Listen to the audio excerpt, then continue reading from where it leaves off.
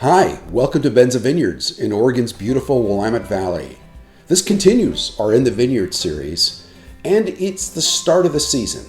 And the start of the season always begins with bud break.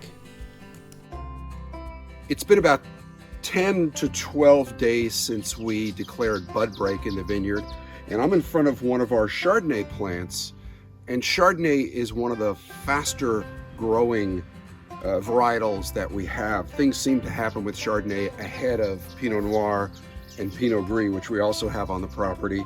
And here's where we're at. We see that we've leafed out. The buds have not only opened, of course, but have started to leaf out. The photosynthesis process has truly begun for the vine, where these leaves are capturing the sun's rays and converting that into food for the plant, carbohydrates, sugars. And at the same time, there's a swell of water coming up through the trunk and the root system. In fact, these vines, from the time that the pruning wounds start to bleed, may lose between 2 and 5 liters of water per plant. That's how powerful that propulsion system is. But we're leafing out nicely.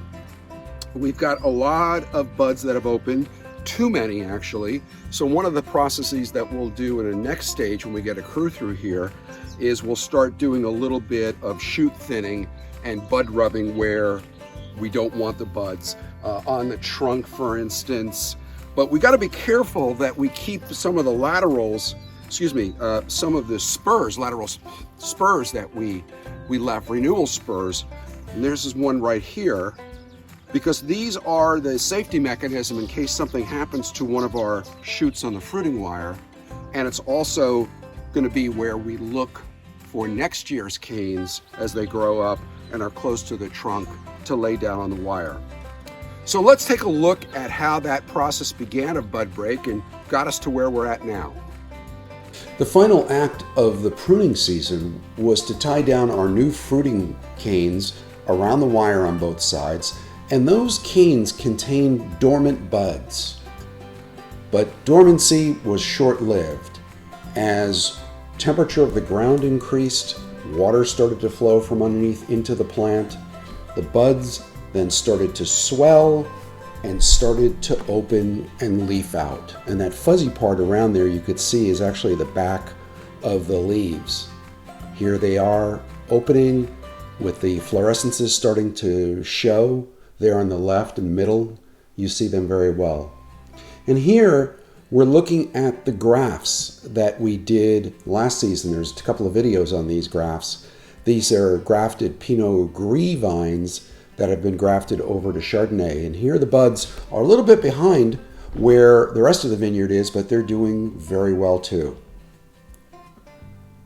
One other thing I'll point out is you'll notice on this plant you see more growth at the end of the fruiting wire on both sides, and that's because the plant is a climber. Grapevines are climbers, which is why we use this wire trellising system. And these the plant is designed to put most of its energy into the tips to throw out the tendrils, those curly little wisps that the grapevine used. Here's one from last year actually. They're all over the place. It almost looks like wire that somebody had wrapped around, but it's actually plant material. And those tendrils are what allows the plant to grow through the wires and attach themselves to the wires. Well, we'll follow these buds, now leaves, in our next video when we get into the subject of shoot positioning and thinning, and perhaps follow some of our crew around as they do the necessary labor to get the vineyard really into shape to bear the greatest amount of fruit. If you like this video, give it a thumbs up and hit the subscribe button. It really helps grow the channel. By all means, come and check us out at benza.com. Until the next video, take care.